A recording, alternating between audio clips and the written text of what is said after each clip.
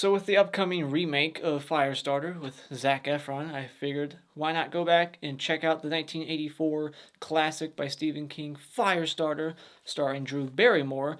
Got the Shout Factory Blu-ray here. This was my second time watch, and let's get into it. So, the director of this did Class of 1984, Mark Lester, and originally John Carpenter was supposed to write and direct this, and apparently what he wrote was way too different from what Stephen King wrote, so they decided to pass and got Mark Lester instead. And now John Carpenter, coincidentally enough, is composing the remake. And so, and also I read that the little girl in this movie was going to be played by the actress in Poltergeist at one point. It was like up between Carol Ann and Drew Barrymore. And so, yeah, just I thought that was really interesting that she could have been in this movie instead. Yeah, what I like about this movie is the cast is terrific. You got a lot of big name, like Academy Award actors in here. You got like Martin Sheen, George C. Scott, and then you got Drew Barrymore and Keith, or David Keith, not Keith, David. David Keith, right? He directed Curse 2, by the way. I thought that was interesting. And so yeah, just a big cast, some good performances from some of them. Not all of them. I thought some of the acting was kind of weak, but George C. Scott, Martin Sheen, they're terrific in this. Also, if you're a Halloween fan, you'll like seeing two Michael Myers actors in this movie, or stuntmen, I should say. Lots of stunts in this movie. You got Dick Warlock and George P. Wilbur in this, getting lit on fire. I did like some of the chemistry and dramatic moments between the father and daughter in this, which is important because it's all about them. So if these characters weren't fleshed out well enough, or you just didn't care about them, the whole movie would sink and stink. You wouldn't like it because it's all about them. So I thought they were good enough to keep me watching in the movie. And this has a really cool soundtrack, and the best part of the soundtrack is during the finale. It just has this awesome like John Carpenter kind of vibe to it. It has like a beat. It's very like 80s and synth, and just very interesting, unique. I really loved the soundtrack. Probably one of the best aspects of the film, honestly. Like, great cast, but I just really dug the soundtrack by the end. And also just the finale. The last 10 minutes is really what you need to watch, because that's the most fun I've had in a while. I was laughing my ass off during the last 10 minutes when she just unleashes her power and starts lighting everybody on fire, sending fireballs everywhere. All the stunts were awesome. There's a lot of cool stunts and fire stunts in this that were just so fun to watch. Getting into some of my dislikes, I thought that David Keith and some of the other actors, there was just some weak moments in the acting. Some of the performances just weren't all that great. And I thought the whole like grab your head to use your power thing was just kind of cheesy. Like, did he really need to do that? Like, how does that help your power? I don't know. I just thought that was a cheesy aspect. Like, I gotta focus real hard. Like, I just thought that was a little silly. But also, there's just one major dumbass decision made by the main dude. I don't even know his name. Andrew, right? Andrew, he does something really dumb towards the end that actually angered me. Like, why would you do that? Like, he has this ability to control people and make them see whatever he wants them to see, and I feel like he just does not know how to use that power properly. Like, there's so many other things he could have done with that power that I wish we could have seen, but when there's a decision towards the end, you probably know what I'm talking about, in a barn. What the fuck was he thinking? That was so stupid. This movie also is just a little too long. I don't see why it needed to be like 2 hours long. It runs a little long, and the pacing kind of starts to slow down and drag a little in the middle. Like, this movie kind of like hits the ground running, like they're on the run right away. So it kind of like starts off with a quick pace. You're like, all right, what's going on? And then it just kind of slows down, and then you get that fun finale.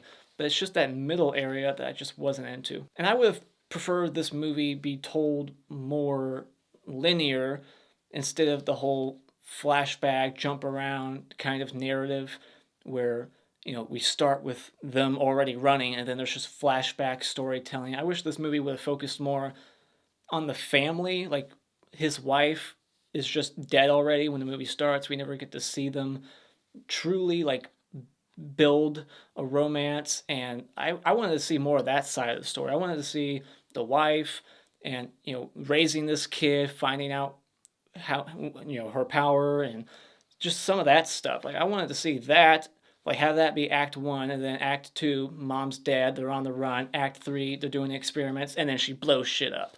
Like, I think it would have played better that way. And also, there's just really no surprises in the movie. Nothing happens that's unexpected. Like, it's kind of your generic, like, evil government movie doing experiments, and then, like, her big arc is just going from I don't want to use my powers to I guess I have to use my powers now to save my skin.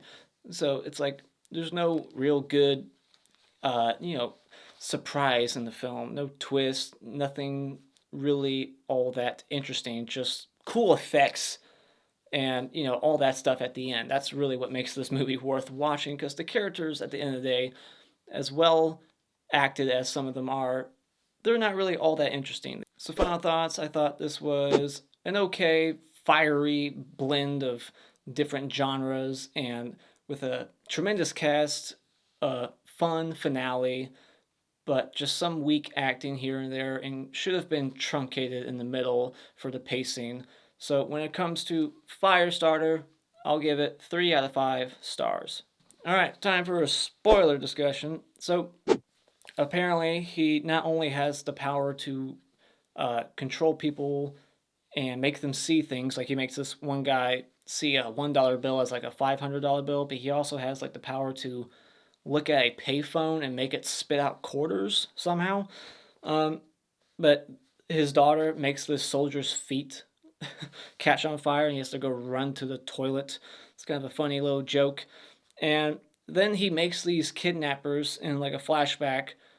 He makes them think that they're blind, and then he tells the one chick, like, you won't remember anything. Like, he held up the Men in Black thing. It's like, you're not going to remember the last 5 minutes. So it's like his powers were really strong a year ago, and now they've just kind of diminished over time for some reason in the last year.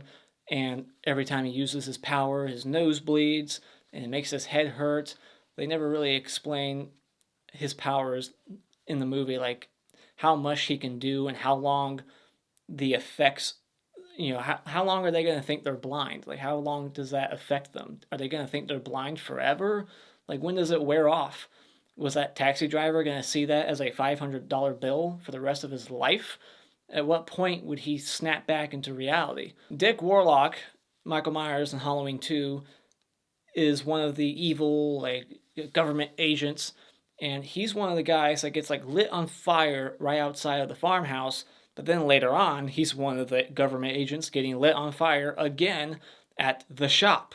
So he gets killed like twice in this movie. I swear to God, he got killed in that one scene. But he's back later, like all his hair is still there. Like his head was on fire. And now he's back. Here's another thing I just didn't quite understand. Like, so Charlie can sense that they're arriving to that farmhouse. Like, they're like half a mile down the road. She can sense that they're coming.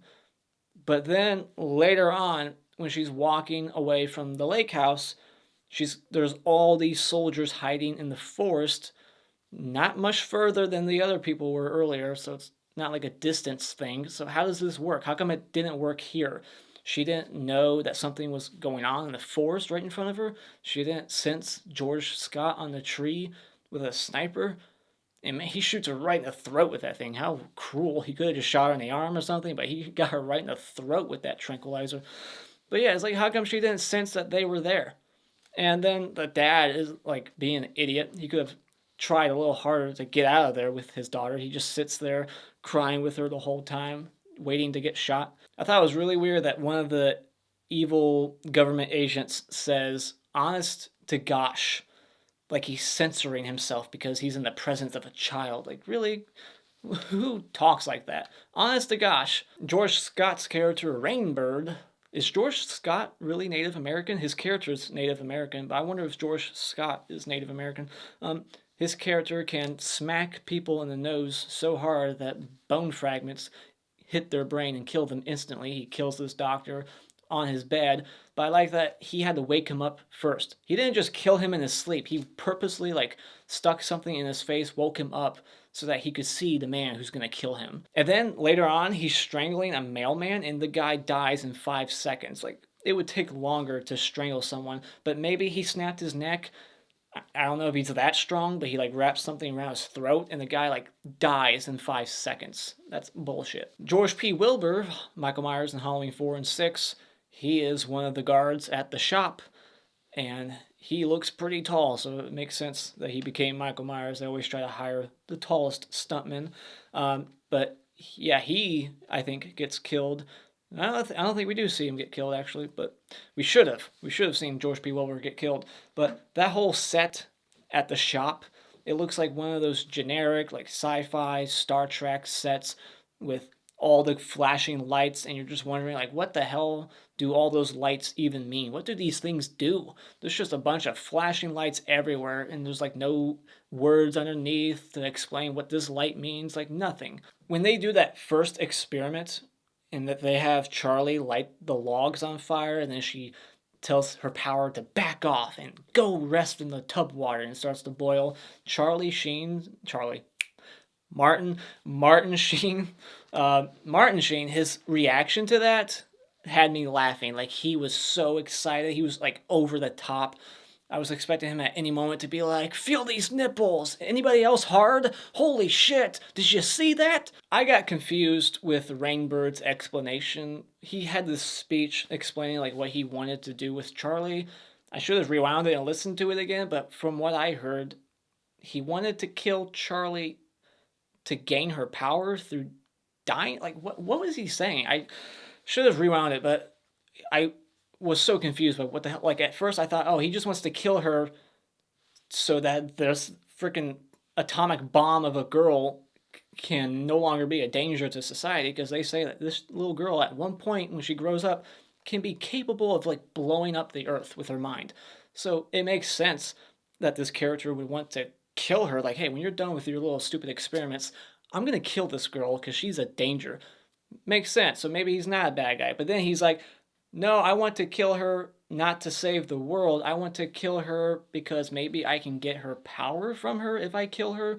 But he says something like he'll get her power after he dies. I'm going to have her power in the other world, he says. What the fuck was he talking about? So then we're in the third act, and not Charlie Sheen, Charlie gets a note from her dad. The dad convinces Martin Sheen to give a note to Charlie, and Charlie tells George Scott, who she trusts and thinks is just an orderly there. She tells him about the secret meeting, and then they get to the secret meeting, and he's up there on the second level of the barn with a gun, and the dad uses his power to make Martin shoot at George, and George shoots Martin right in the face, and then Keith, whatever his name is, Andrew, he uses his power to make George jump instead of just making him use the gun on himself, which was so stupid. This guy has a loaded gun, and you're just going to make him jump from the second floor, and the drop is only 15 feet. It's not that big of a jump. It's not like he told him to land on his head specifically. Hey, I want you to jump and make sure you land on your head, break your neck, kill yourself. He has this great power, and that's how he uses it. Jump.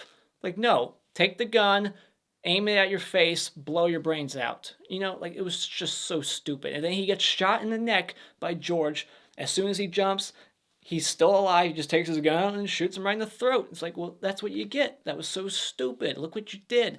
So then his last words to his daughter is, use your powers. Fuck everything else that I said about controlling your powers and not hurting other people. Fuck that. Just use your powers. Kill everybody here. Burn it to the ground. So she just starts using her powers, saves the horses. and starts blowing shit up, blowing up cars left and right. And then she sends a fireball to this guy, and the way his body flew back and he like flies straight up into this tree, I lost my shit. That was hilarious. Like, oh my gosh, best part of the movie. I could watch that like on loop again and again, like make that like a GIF or GIF or whatever the fuck. Like, that was hilarious. She's just like making these fireballs, sending them to the place, burning it down. She has this power to stop bullets, like she's Superman, and she's got like this invisible shield around her. How does she do that? Like, I don't know, but it's cool. She's just making the bullets like reflect off of her or something. But yeah, so she just fucks everything up, and that's the end of the movie. Or then she goes back to the farm that she was at earlier, the old couple, and the one chick is like the bitchy nurse. One Flew Over the Cuckoo's Nest, Louise Fletcher. She plays a bitch in like everything, but finally in this movie, she's just like a normal woman who's not a total cunt. And she goes back to them, and then she goes to like the New York Times to, I guess, expose what was going on at this facility about the shop and Lot 6 program.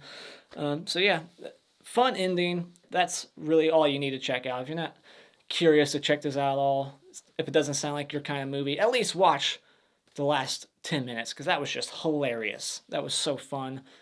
It was like watching Commando, but with fire instead. You know, just all these bad guys getting obliterated, just sent into just exploding and falling. It was just so fun. So yeah, those are my thoughts on Firestarter. What are your thoughts on this movie? Let me know in the comments below. And as always, if you like what you've seen here, you can hit this like button and become a subscriber today just by clicking the My Cartoon face in about 5 seconds. And remember, it's all an opinion. You don't need to get butthurt about it.